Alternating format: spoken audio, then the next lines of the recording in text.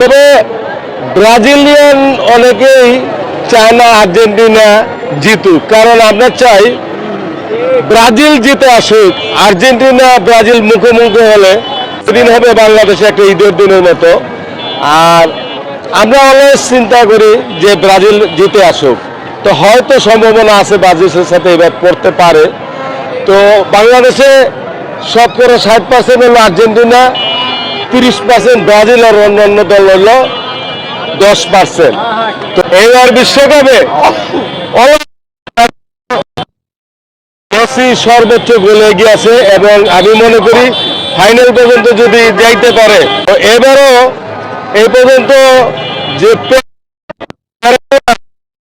বিশ্বের বড় বড় খেলোয়াড়রা কিন্তু এই মেসিকে সর্বকালের শ্রেষ্ঠ খেলোয়াড় বলে ঘোষণা অলরেডি দিয়ে দিছে। আজকের খেলা সম্বন্ধে না, আমরা জানি গত 2022 কাতার বিশ্বকাপও আর্জেন্টিনা জয়লাভ করেছে। আমি 1986 সালে যখন ক্লাস 7-এর ছাত্র ছিলাম, তখন থেকেই ম্যারাডোনার ফ্যান, আমি আর্জেন্টিনা সাপোর্ট করি।